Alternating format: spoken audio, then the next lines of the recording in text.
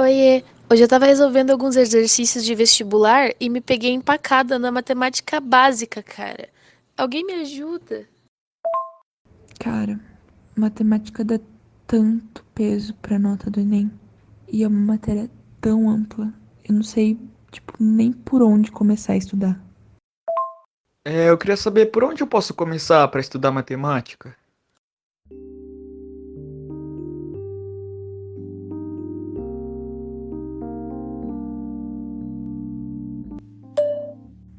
E aí, cara, beleza? Bom, sobre matemática, primeiro a gente tem que conhecer alguns conceitos, né?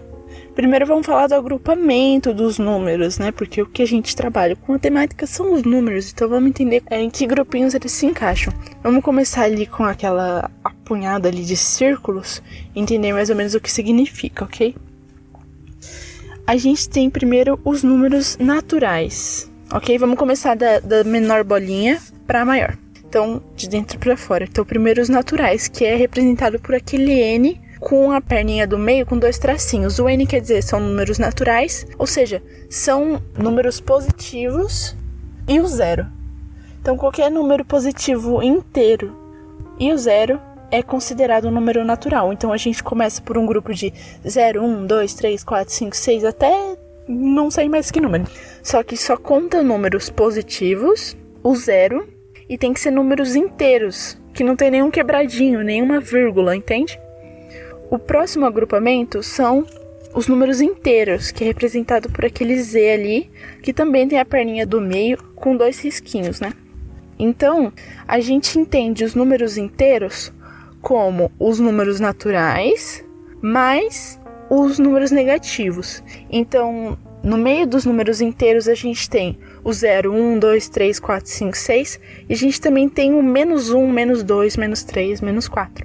Só que, de novo, tem que ser números, como o próprio nome diz, números inteiros. Então, pode ser qualquer número que não seja quebradinho, digamos assim, que não tenha uma vírgula, ok? Depois dos números naturais, que fazem parte dos números inteiros, a gente sabe que esses números fazem parte também de um grupo racional. Racional ali representado pela letra Q, que tem dois tracinhos ali do ladinho dele, entendeu? E os números racionais a gente entende que faz parte dele os naturais, ou seja, 0, 1, 2, 3, 4, 5. Os números inteiros também fazem parte dos racionais, então menos 1, menos 2, menos 3 e 1, 2, 3. E também os números quebradinhos. Então, podem entrar aqui números positivos, números negativos e números quebradinhos, entende? Então, a gente pode ter menos 1/4, a gente pode ter 0,25, pode ter o 4. O 4 também faz parte dos números racionais. Porque você está vendo os círculos? Um está dentro do outro. Então, quer dizer que o N, os números naturais, também fazem parte dos números racionais. Então, retomando, naturais, números inteiros positivos e o 0, 0, 1, 2, 3.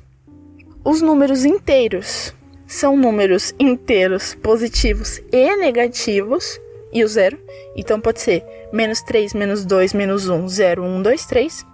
E os números racionais, que são os números naturais, inteiros e também os números quebradinhos. Então, ele pode ser menos 1 dividido por 4, menos 3, menos 2, menos 1, 0, 0,25, 1, 1,5, 2, 3, enfim. Tem um outro conjunto de números representado pela letra I, com dois tracinhos, que são os números irracionais. A gente falou dos números naturais, dos números inteiros, dos racionais e agora vamos falar sobre os irracionais.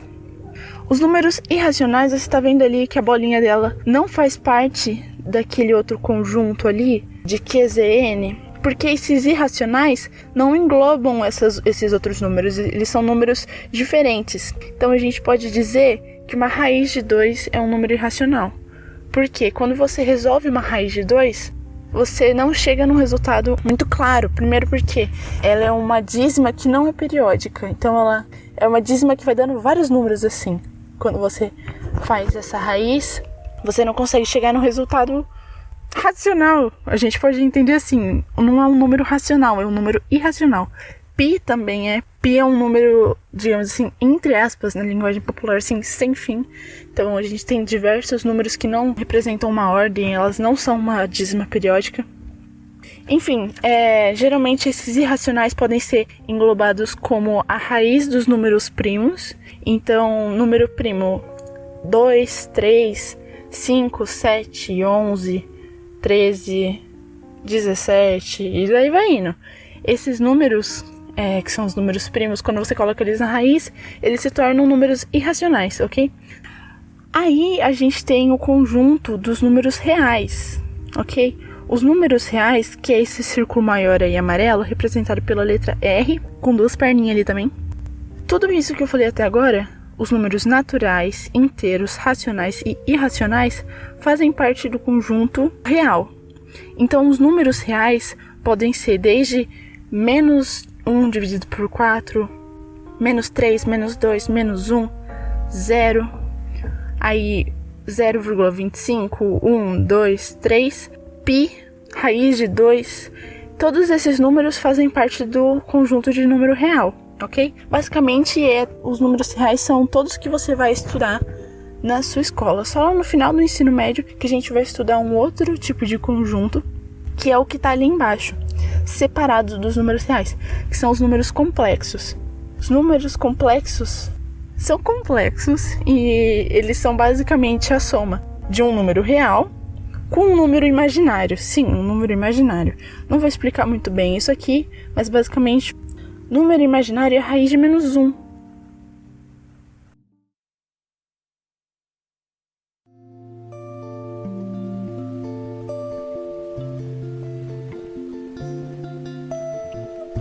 Agora que a gente conheceu como os números se agrupam, quais os conjuntos, né, que eles estão, aí vamos falar um pouco sobre simbologia, certo? Porque antes da gente fazer mais, menos, divisão, multiplicação, proporção, razão, raiz, exponenciação, a gente tem que saber uma outra simbologia, certo? Ali eu coloquei um E, que na verdade não é bem um E, ele é bem curvado assim, que significa que uma coisa pertence à outra, ok? Que uma coisa, geralmente esse pertencer tem a ver com os conjuntos. Então, por exemplo, você coloca que um conjunto de números pertence aos números naturais. Um conjunto de números pertence aos números irracionais.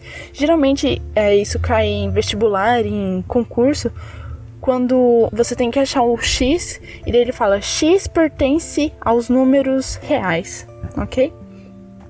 Ou também que não pertence ele tem esse tracinho aí na diagonal cortando o E, que quer dizer que aquele número, que aquela incógnita, que aquele conjunto não pertence a um outro grupo, ok? Outros símbolos é o contido e não contido. Por exemplo, eu vou te dar uns números ali e eu vou perguntar se aquele número está contido ou não em outro conjunto de números. Eu vou explicar isso melhor ali nos exemplos, ok? Então, contido é literalmente o que quer dizer se aquele número tá dentro daqueles outros que eu te passei, entendeu? Nos exemplos dá pra entender melhor, calma aí. E daí tem o contém. O contém é a mesma coisa do contido, só que ao contrário. Então, por exemplo, eu vou dizer se esse conjunto de números, dentro dele contém esse outro conjunto, e não ao contrário. Vocês vão entender melhor, calma aí. E a gente tem também a união e a intersecção. União é quando eu vou te dar dois conjuntos de números, certo? Eu vou te dar duas listinhas de número. Uma com 1, 2, 3, 5 e a outra com 3, 4, 5, 6. E daí eu quero que você faça a união desses dois números. Quando você faz a união, você junta o número das duas listas e forma uma listinha só com todos os elementos que tem nelas, entende? Mas quando eu peço uma intersecção, que é um U ao contrário, eu quero somente os números que intersectam as duas listas. Então eu quero somente os números que se repetem nas duas listas. A mensagem tende assim. Então, por exemplo, em 1, 2, 3, 5, 6, em 3, 4, 5, 6, qual é a intersecção deles? É o 3, o 5 e o 6. Por que não o 4? Porque o 4 não repete nas duas listas, ok? Então agora vamos para os exemplos, ok?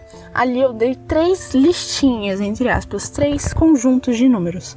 O conjunto A, que engloba o 0, o 3 e o 5 e o 6. Você tá vendo aquele colchete ali? Colchete é aquele bagulhinho assim, que faz bonitinho assim, que dá uma voltinha. Isso daí significa que você tá apresentando um intervalo, ok? O intervalo ali é de 0 até 3, 5 e 6, ok? Depois a gente tem o conjunto B, que é o intervalo de -1, 0, 2, 3, 5, 6 e 8. E também tem o conjunto C, que é -5, -1, 2, 8 e 10. Vamos então usar a simbologia que a gente aprendeu e também os outros agrupamentos, os outros conjuntos, para falar sobre esses conjuntos de A, B e C. Ali primeiro temos que E pertence aos números naturais. Tá vendo aquele Nzinho ali? São os números naturais. Por quê? A pertence aos números naturais porque ele só tem 0, 3, 5 e 6.